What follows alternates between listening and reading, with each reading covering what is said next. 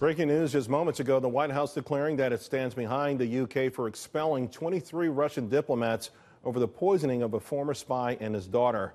This latest action by Russia fits into a pattern of behavior in which Russia disregards the international rule-based order, undermines the sovereignty and security of countries worldwide, and attempts to subvert and discredit Western democratic institutions and processes.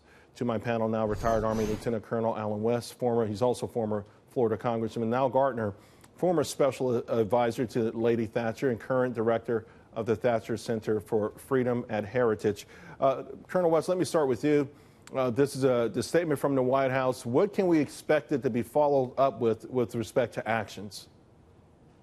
Well, I think that we have to come to understand that this was a chemical weapons attack. It was a nerve agent, and that is a substance that should be banned. It is banned. We saw the response that we had in Syria. So it was just a smaller magnitude, just two individuals. So I think that we need to look at expelling diplomats here from Russia. We also need to look at how do we isolate or expel Russia from the G-level economic summits that we have and other measures that we can put in place. I know that Nikki Haley is tackling this at the United Nations as well. This has to be a response from the international community, not just the UK and not just the United States. Yeah, Colonel West, to that point, the media has suggested that the firing of Rex Tillerson was over him verbally condemning Russia, and somehow that offended President Trump.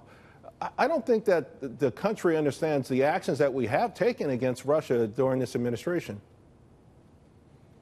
Well, they're going to be cherry-picking anything that they can from the president because, this whole Russia collusion investigation has fallen apart, and they want to see more condemnation coming from the president's mouth. But I think actions need to speak louder than words right now. Niall, Theresa May she's doing both.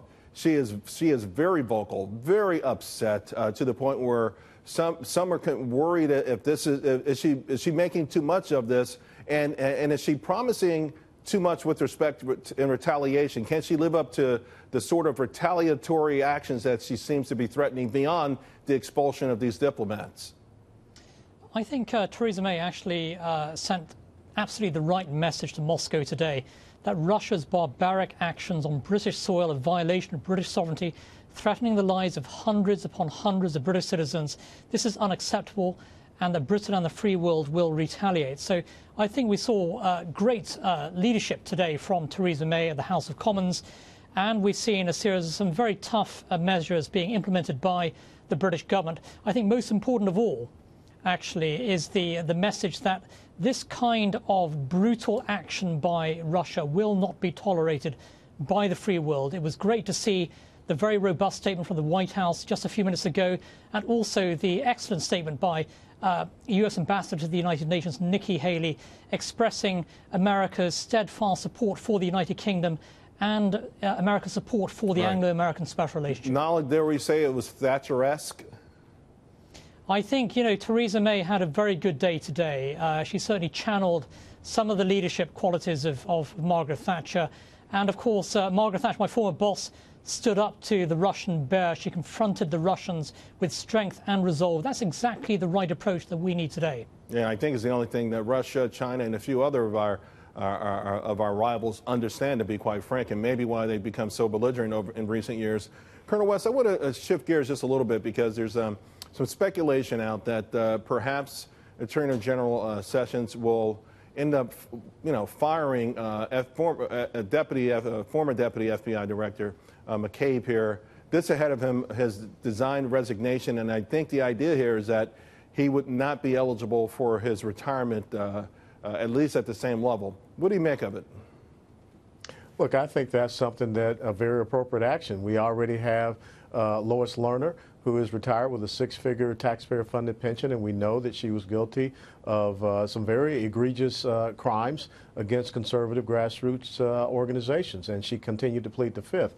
We know that Andrew McCabe has had a hand in that Fusion GPS dossier that somehow got over to the secret FISA court and before that judge, and he admitted that that was the basis for the Russia investigation and all of this about collusion. So if he really needs some cash, he can go to the former governor of Virginia, because he was very successful in getting money for his wife's state senate campaign from Governor McAuliffe. And finally, of course, I want to ask you about the confirmation of Mike Pompeo and Gina Haspel. Will it happen? We've already heard Rand Paul said he's not going to vote for them.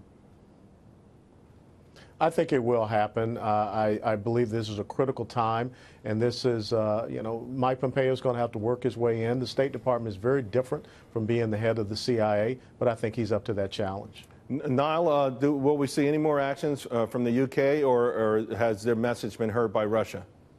I think we're going to see more action by the UK, and potentially, the freezing of the bank accounts, assets of Russian oligarchs in the UK. After all, there's several hundred Russian oligarchs in Britain. They can be hit very, very hard by these financial measures. We also need to see Britain beefing up its military strength in Eastern Europe and the Baltic states as well. You could have just said military strength. By the way, those oligarchs with those $100 million pads in London. Wow. Thank you, gentlemen, very much.